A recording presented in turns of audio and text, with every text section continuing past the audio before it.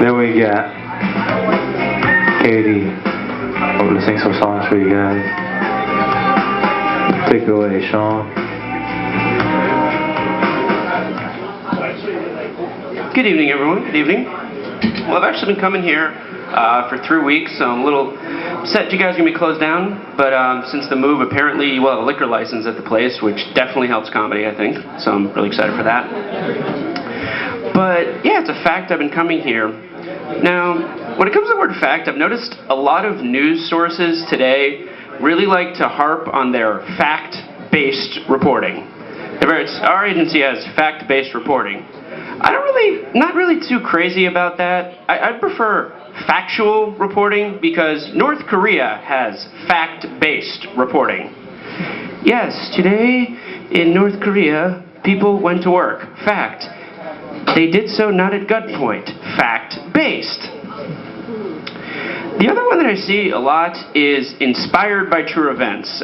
There's a Cesar Chavez movie that's coming out this weekend, and that in the trailer says inspired by true events. The Monuments Men, the World War II film that came out about a month ago, that was inspired by true events. And I'm always wondering which inspired by true events, not a true story. And so I'm always wondering which true events, for example, this Cesar Chavez movie, were the true events that inspired this film? Well, you see, the screenwriter, first, he read a book about Cesar Chavez. Then he read the memoirs of a screenwriter who sold his screenplay for several $1 million and had sex with a lot of hot women. So these true events inspired the current film. But you hear a lot of this. One of the things that I've heard that was supposedly a true story was in Hawaii recently. The Hawaiian police, it was announced publicly, have the right, or at least did so recently, to have sex with prostitutes. And when this was brought up before the Hawaiian Congress, as many people were wondering why this law still existed, the Hawaiian Policemen's Union were like, no, this law needs to exist. We need it.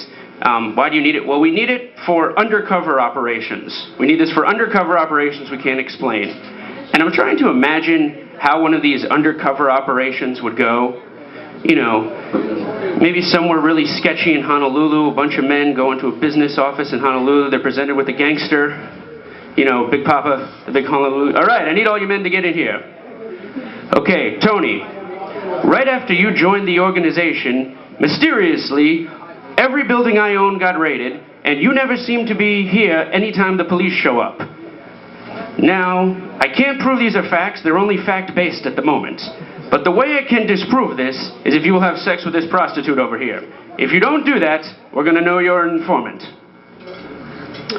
So yes, that's what seems to be going on in Hawaii. Now, I didn't always do comedy. One of the things I was doing this fall is I was working in a restaurant. A pretty upscale restaurant in Princeton, New Jersey, where I'm from. And one of the things that I've always seemed to notice with really upscale restaurants is that I feel a lot of people like to go to them because it's one of the last bastions of feudalism within our society. You can really just treat someone like a serf. I mean, I'd just be working as a host and somebody would just come up, you know, middle of the day. Garçon, I demand a table of 8 for me and all my good friends. Please, bring a wench to have a jug of wine so that we may recant ourselves with wonderful stories of the adventures we've experienced this past week.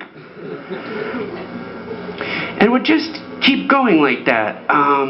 We actually had a round table at the restaurant, and a gentleman would call up once a week, very angry, if we could not have the round table available. It's like, you need the round table? Yes, I have King Arthur and half of his knights. We'll be in town this evening, and we need a round table to supply us.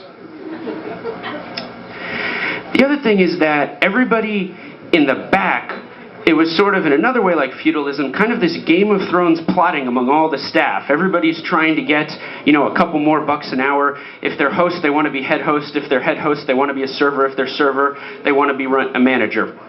So everybody's always plotting against each other. But they always don't want to say it directly. So somebody would just come up to me after this, Shawn, come here, come here. Yes, the winds whisper that someone may be desiring your position in the next few days. Keep this to yourself. Lips quiet. I said this not. We never met. But I guess I would always have trouble. I left that job because I never really was too crazy about my boss. And I think the reason that I was never crazy about bosses was the same reason that probably a lot of us are in my age bracket, is our first encounter with the word boss wasn't from work. It was from video games. The boss was a mysterious, mutated creature, a gross monstrosity variation of everything you've experienced so far, and it's blocking your progress. And just when it came to a real boss, as a boss in a video game, I would spend days and weeks, sleepless nights, trying to figure out the successful strategy to kill my boss. Well, folks, I want to say thank you very much, and if you haven't found my comedy truthful, I hope at least you found it truth-based. Thank you very much. I'm Shawn.